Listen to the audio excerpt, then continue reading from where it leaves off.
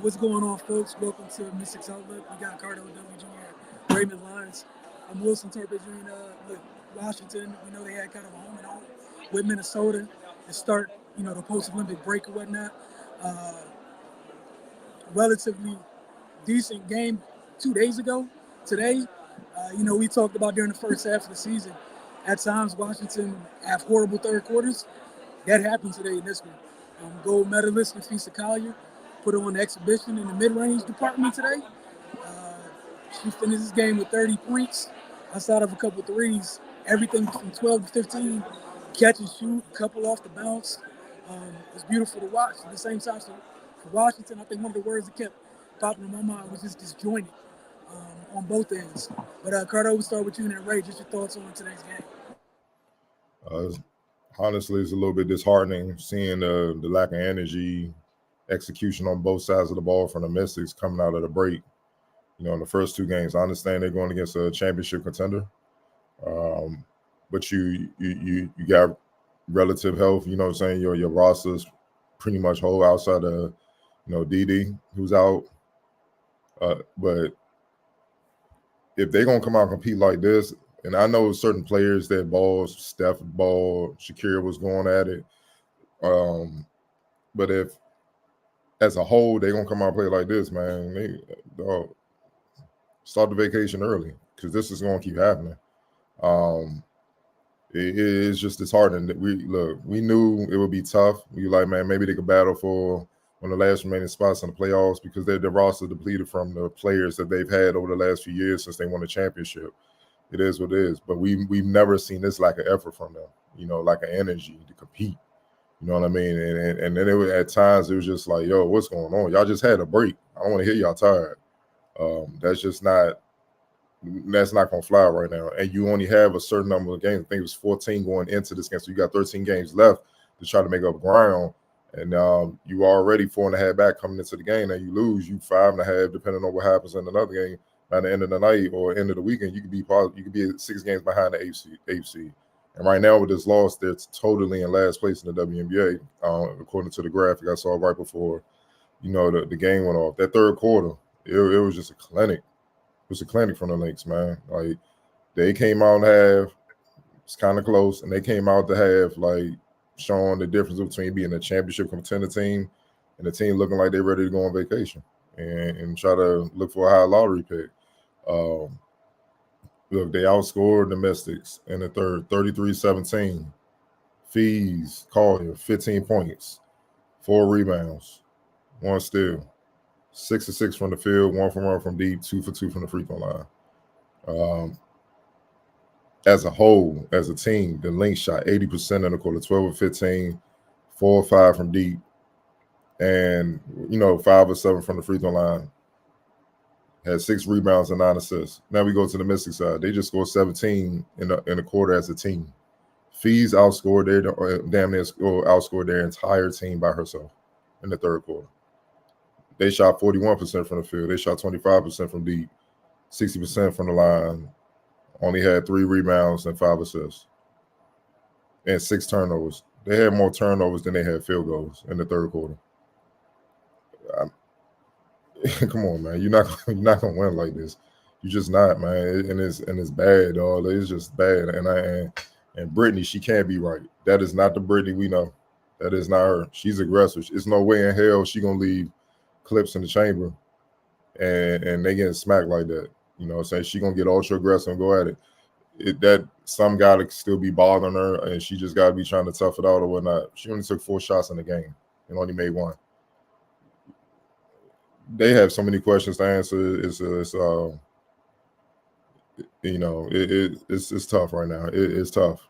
They have a lot of questions to answer, man. And starting with who really wants to compete and be here moving forward, because this ain't it. But go ahead, Wilson. It's on you. Ray. Yeah, man, I was definitely optimistic coming out off the Olympic break.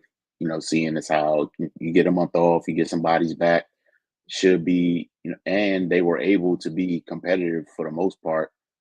Even with those missing pieces, and you would figure getting two of their cornerstone pieces back would kind of be enough to kind of get them over the hump, and they were round into the team that we expected to see. But yeah, these first two games out, and like Cardell pointed out, Minnesota is at the top of the league, but the Mystics, they just look like a team that just doesn't know each other. And I get it; uh, they haven't the roster's been fluctuating for quite some time, but even still, some of the mistakes that have been made on the defensive end and then on offense, just the turnovers. That was a big part of that third quarter collapse. We talk about it, especially like the live ball turnovers leading straight to baskets, whether it's just an outright fast break or Minnesota scoring on the secondary break. And then the way Minnesota just bombed them from three, it was it's tough to watch, man, because this is now what we expect to see from them. At the very least, they're always going to be ultra competitive, and it's rare that we see teams just look like they're going through shoot around against them. They're always scrappy. They always make it tough. That just wasn't the case today. And I get it. Sometimes the other team is just unconscious, but they were getting wide open looks from everywhere on the floor. Wide open layups, wide open threes, wide open from mid range. Like it was just no continuity or no aggression anywhere for the Mystics. And yeah, and then the final score kind of speaks to that. But yeah, we are going to see what what they're made of soon, because you can't just all out give up because you're still within striking distance. But to battle against their situation right now, it's going to take some grit. It's going to take some determination, and yeah, man, we'll see who's going to step up and and try to get them to make this push. That tanking nonsense, that's we don't do that, man. Just try your best, try to win every game. If it ends up you're still in the lottery, cool, we can live with that. But that really shouldn't be the case, especially since they're getting healthy. I expect to see them make a push to try to get themselves in position to compete for a playoff spot. But as Cardell said, man, if they're going to play like they played these first two games out, then that's just not a reality. Yeah, like you guys both mentioned. I mean, even when they were really short-handed, they showed up and were beyond competitive. Like they competed. No one could take that from them. So it's probably like I think the second time this season where I got to attribute to it just a full-blown stinker. I think it was the first. The first one was they went on a road to Seattle at the end of a road trip near the beginning of the year. I think this would be the second one. So I'm anxious to see what it looks like Tuesday, because again, with everything that's going on, it's not like what we're talking about today or after that game in Seattle has been a constant thing. So I'm anxious to see what happens come Tuesday. Don't have a lot of time. And we'll see, like you guys said, we'll find out quickly where they really stand, right? Um, I know the answer, but the player of the game, I think we all touched on it already. So I'm just going to skip the X Factor because I feel like we said her name several times already. Uh, who'd you guys have for X Factor? Ray, we'll start with you and then Carter. Um, I'll go Kayla McBride in sort of a bounce back game. She really wasn't that effective the other day. She came back this afternoon, shot the ball well, and just kind of got more involved in the game. So I give her a nod for today's game. Carter.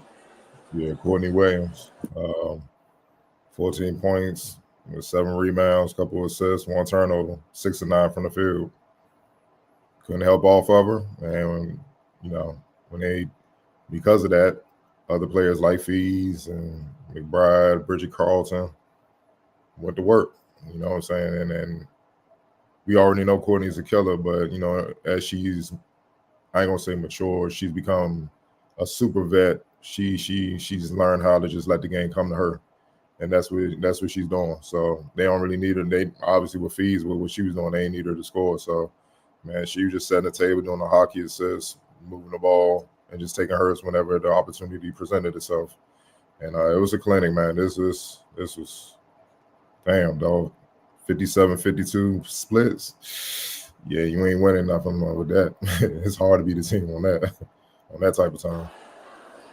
In that type of time, I go one further. Damn near impossible. 57-52 is crazy. I'm gonna go Courtney Williams as well. Just we talked about her in the game in Minnesota where we saw her fees kind of pick her spots. We saw fees go the hell off today.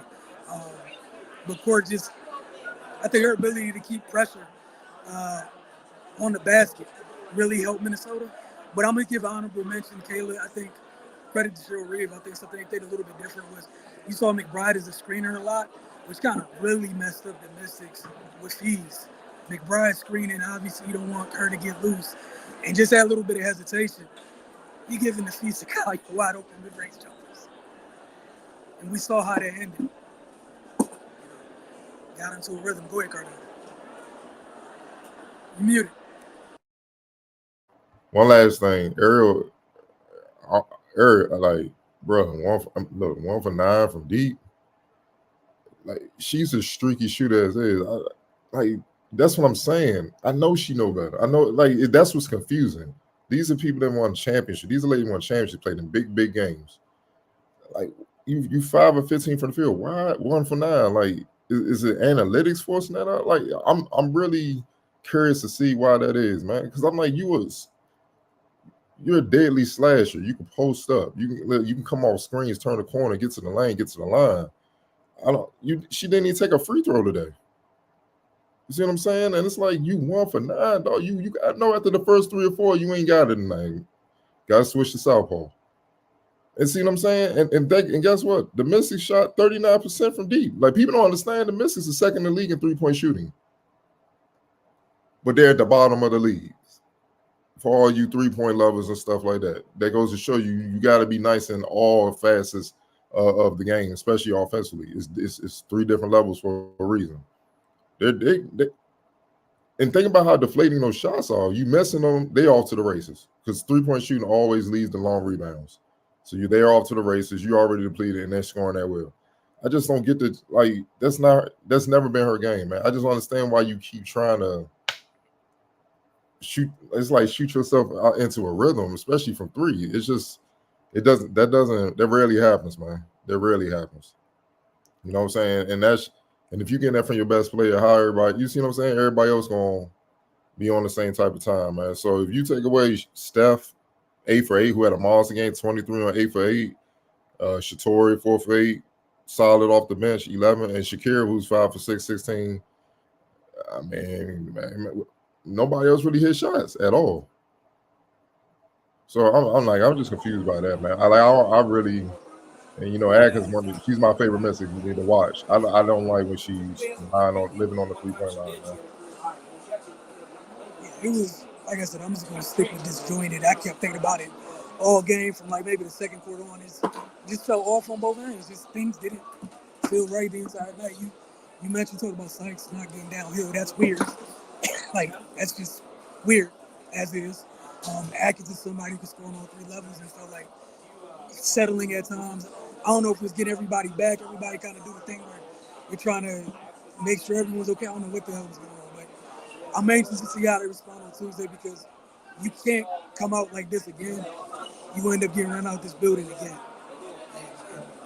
Nah, bro. Like, I can't even give them that pass because the urgency coming out the break. You had a month to think about this. You had a month. So you got to understand the urgency. Like, we only got like 15, 16 games to get back in this playoff mix or it's over. And then they got to play the youngest to get them reps and stuff like that. Y'all, they're vets. They're established. This whole roster have established vets. There's no reason for them to be on that type of time. You got to be ready to go. Y'all played with each other before. Y'all know y'all been working out, practicing. Hold on, last time I checked, ain't no Olympians on this roster. So where we are at, you know what I'm saying? Y'all might have went home for a spell or whatever. I get it, back to your hometown and all that. You gotta get back to the grind as you get closer. So that's not an excuse because every team got that. What about the teams that lost multiple Olympians? Like the Aces and stuff like that. You see what I'm saying? They can throw their rhythm on. And I bet you it won't. You see what I'm saying? So nah, man, it's just no excuse, But I'm gonna let you go ahead and finish it. But that's just weird. I saw a whole bunch of stuff that don't make sense happening in this game. Yeah, weird's a good way to sum it up. Again, they play on Tuesday night. Post-Olympic break. We know they can't afford to drop games as is. They dropped 2 to Minnesota.